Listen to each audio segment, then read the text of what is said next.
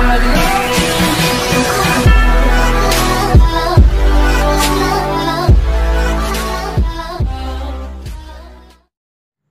वालेकुम दोस्तों, मैं हूं अज़ीम महमूद और आप देख रहे हैं मिस्टर इंजीनियर।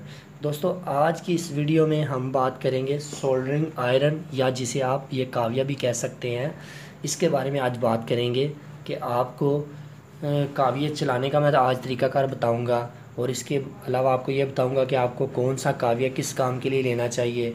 तीसरे नंबर पर हम इन चीज़ों के बारे में बात करेंगे ये जो हमारे सामने पड़ी हुई हैं। तो मुझे ये पता है कि काफ़ी सारे दोस्त मेरे जो इलेक्ट्रीशियन हज़रात या इलेक्ट्रॉनिक्स से रिलेटेड हैं, उन सबको इन चीज़ों के बारे में पहले से ही पता है, मगर मैं ये वीडियो उन दोस्तों के लिए बना रहा हूँ जिनको इसके बारे में बिल्कुल भी पता नहीं है और वो इंटरेस्टेड हैं इस काम में और वो चाहते हैं कुछ सीखें, कुछ खुद से करें, कुछ बने। तो मैं उनसे यही गुजारिश करूँगा, आप ये वीडियो को कम्प्लीट देखिएगा, क्योंकि इस वीडियो में मैं इन सब चीज़ों के बारे में बताने वाला हूँ। तो दोस्तों, चलते हैं इसकी जानिब। जी दोस्तों, अब हमारे पास एक 60 वाट का काविया है जो कि आप ये देख सकते हैं। सबसे पहले हम बात करते हैं कि आपको कौन सा काविया परचेज़ करना चाहिए। तो दोस्तों, अगर आप मोबाइल रिपेयरिंग के लिए काविया लेना चाहते हैं तो आपको, या एसएमडी सोल्डिंग के लिए, तो आपको 30 से लेकर 40 या 45 वाट के दरमियान तक काविया लेना चाहिए। और अगर आप टीवी, एलसीडी या इस तरह की इलेक्ट्रॉनिक्स की जितनी भी चीज़ें हैं या खाली टांके लगाने के लिए लेना चाहते हैं तो आपको 60 वाट का काविया बेहतर है और बेहतर काम करता है 60 वाट का काविया। इसके अलावा दोस्तों, हम बात करते हैं कि हमारे पास ये क्या बला है, ये क्या चीज़ है। आप ये देख सकते हैं, हम इसे सोल्डरिंग वायर भी कहते हैं, सोल्डर वायर, ठीक है। इसे हम सोल्डर वायर कहते हैं जो कि टांके को लगाने में हमारी मदद करती है। देखिए, आप देख सकते हैं कि आप किसी भी जगह इसके साथ टांका लगा सकते हैं, ठीक है। मैं आपको टांका लगा के दिखाता हूँ। ये देखिए, बड़े ही प्यार के साथ आप इसके साथ टांका लगा सकते हैं। ये 60 वाट का काविया है और इंतहाई अच्छा काविया है और ये अच्छा वर्क करता है। दोस्तों, जैसा कि आप देख सकते हैं कि मैंने इसके साथ इसको टांका लगा दिया है, इस पीसीबी बोर्ड को। तो इसके बाद बारी आ जाती है हमारे पास बरोज़े की। इसे हम अपनी ज़ुबान में बरोज़ा कहते हैं। और इसका क्या मकसद है, इसे हम क्यों इस्तेमाल करते हैं, बरोज़ा ही क्यों हम इस्तेमाल करते हैं, हम पेस्ट क्यों नहीं इस्तेमाल करते। एक इसके अलावा हमारे पास पेस्ट भी होती है, वो फ़िलहाल मेरे पास मौजूद नहीं है, इसलिए माजरत। तो हम इस बरोज़े को क्यों इस्तेमाल करते हैं जबकि हमारे पास टांका लगाने के लिए, देखें, ये है जो सोल्डर वायर जो है, इसलिए हम क्यों इसे इस्तेमाल करते हैं। तो दोस्तों, मैं आपको ये बताना चाहूँगा कि जैसा कि आप ये देख सकते हैं, कभी कभी काविये के ऊपर इस तरह से ये काली काली सी आपको नज़र आ रही होगी, ये इस तरह से की जंग सा लग जाता है।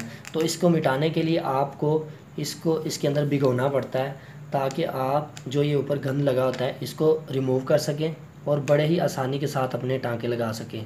दूसरा, इसका सबसे बड़ा फ़ायदा ये है कि अगर आप इस तरह बग़ैर इसके आप किसी चीज़ को ऐसे उखाड़ना चाहेंगे तो आपसे वो नहीं, जल्दी से रिमूव नहीं होगी। जब आप इसको साथ में लगाएंगे या थोड़ा सा सोल्डर भी लगाएंगे तो वो चीज़ जल्दी के साथ आपसे रिमूव हो जाएगी, ठीक है। इसको लगाने का यही मकसद होता है ताकि आप अपने कंपोनेंट्स को जल्दी से रिमूव कर सकें। जैसा कि आप ये देख सकते हैं कि ये रिमूव हो गया है।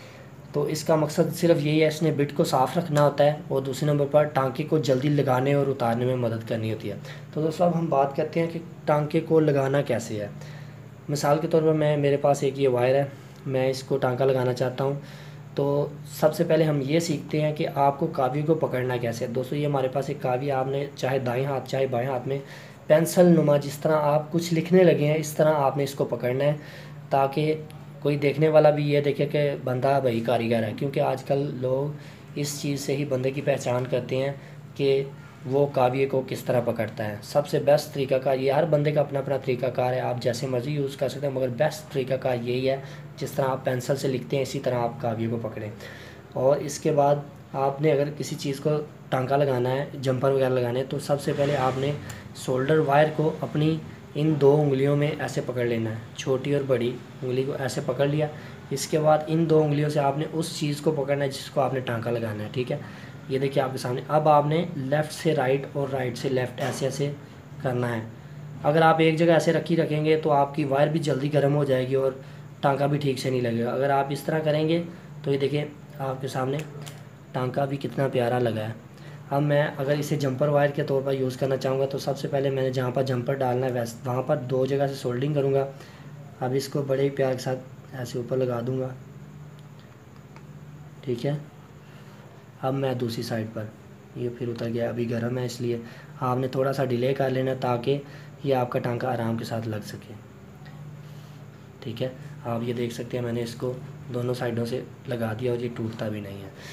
तो दोस्तों इसी तरह आपने कोई भी चीज़ को टांका लगाना है, पहले उस चीज़ को सोल्ड करना है, बाद में आपने टांका लगाना है। अगर आप उस चीज़ को पहले सोल्ड नहीं करेंगे, मिसाल के तौर पर मैं इसको काट कर दोबारा आपको दिखाता हूँ कि अगर आप मिसाल के तौर पर इसको सोल्ड नहीं करते, आप वैसे ही इसको लगाते हैं किसी चीज़ जगह पर, तो ये देखिए आपका टांका सही नहीं लगेगा या टूट जाएगा। ये देखिए या तो वो प्रिंट को तोड़ देगा या वो टूट जाएगा। इसलिए आपको पहले इसको सोल्ड कर लेना चाहिए और बाद में इसे यूज़ करना चाहिए, ठीक है।